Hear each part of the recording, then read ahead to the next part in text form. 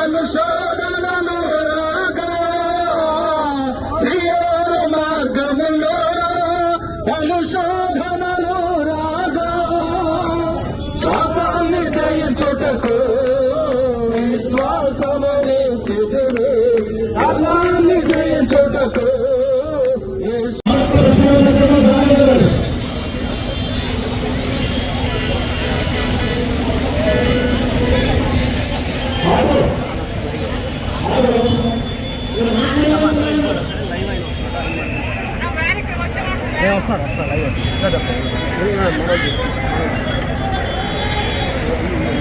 పనిచేస్తున్నాం, ఊరు బాగుండాలని పనిచేస్తున్నాం.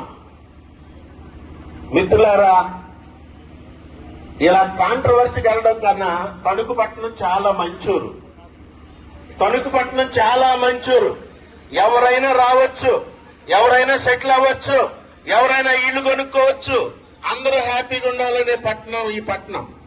ఈ పట్టణంలో తెలుసో తెలియక కొంతమంది మత వ్యతిరేకులు కావాలని క్రైస్తవ మీటింగులకు అడ్డు పెడుతున్నారు. ఇది ఇలాగ కొనసాగితే గనక మత విద్వేషాలు పెరిగే ప్రమాదం ఉంది. రాళ్ళేసే వాళ్ళు ఉంటారు, దాన్ని ఎన్కేస్ చేసుకునే వాళ్ళు ఉంటారు. ప్రాబ్లం అందరికీ వస్తుంది. మనమందరం సుఖంగా ఉండాలంటే, శాంతంగా ఉండాలంటే, మనమందరం ఐక్యంగా ఉండాలంటే, మనమందరం ప్రశాంతంగా ఒకళ్ళ వైపు వేరే భావాలు లేకుండా సంతోషంగా ఉండాలంటే చేయాల్సిన పనులు ఏంటంటే, గమనించండి, అందరూ కూర్చోండి. గ్రౌండ్కి వెంటనే పర్మిషన్ ఇవ్వాలి.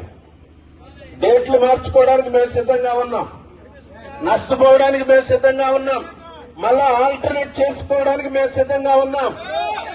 జరిగిన తప్పును సరిదిద్దుకుని మరలా అదే గ్రౌండ్ కి పర్మిషన్ ఇవ్వాలి. పర్మిషన్ ఇస్తే ఈ ఊరికి మంచి జరుగుతుంది. ఈ ఊర్లో అనేక మంది రోగులు స్వస్థపడతారు. అనేక మంది దౌర్జన్యం నుంచి విధులు వదిలేసి శాంతియుతమైన జీవితానికి వస్తారు. ఈ తణుకు ఈ జరగబోయే మీటింగ్ల వల్ల మంచి జరుగుతున్నదని నేను గ్యారంటీ ఇస్తున్నాను. మిత్రులారా, మనం సరి చేసుకుందాం, జరిగిన తప్పులు సరి చేసుకుందాం. క్రైస్తవుల్ని అణగదొక్కడం మానేద్దాం, క్రైస్తవులని ప్రేమిద్దాం. క్రైస్తవులు తిరిగి అంతకు మించి ప్రేమిస్తారు. క్రైస్తవుల్ని అణగదొక్కడం లాంటి మంచి పనులు, అలాంటి ఈ మంచి పనులు కాదండి. మిత్రులారా, గమనించండి. ఈ శబ్ద యంత్రం ద్వారా వినగలుగుతున్న సభ్య సమాజానికి చెప్తున్నాను, ఏ మనిషిని అణగదొక్కకూడదు, ఏ జాతిని అణగదొక్కకూడదు, ఏ మతాన్ని తక్కువగా చూడకూడదు. అది మన సంస్కృతి, అది మన భారతదేశ సంస్కృతి. దాన్ని మర్చిపోయి బాగా లోతుగా దిగుతుంది కదా అని పోయడం మొదలు పెట్టారు. తర్వాత ఎముక దొరుకుతుంది, అది తెరదు. చాలా ప్రమాదం. అక్కడ దాకా వెళ్ళకండి దయచేసి. మిత్రులారా, వజ్రాన్ని చేతిలో పెట్టుకుని నలపడం మొదలెట్టాడు అనుకోండి, ఏమవుద్ది? రక్తం కారుతుంది. ఇంకా నొక్కితే ఏమవుద్ది? లోతైన గాయం అవుద్ది. క్రైస్తవులు వజ్రం లాంటి వాళ్ళు నొక్కడానికి ప్రయత్నం చేయకండి. కారేది నీ రక్తమే, జాగ్రత్త. కారేది నీ రక్తమే. ఎవరైతే క్రైస్తవులు అణగదొక్కుదామని అనుకున్నారో ఈ ప్రపంచంలో వాళ్ళు చరిత్రలో లేకుండా కనుమరుగైపోయారు, బూడిదైపోయారు. క్రైస్తవులు అణగదొక్కడానికి ప్రయత్నం చేయకండి. క్రైస్తవులు ప్రేమ స్వరూపులు. క్రైస్తవులు యేసుక్రీస్తు వారి ప్రేమను అందించడానికి ఉన్నారు తప్ప ఇంకా వేరే ఏం కాదు.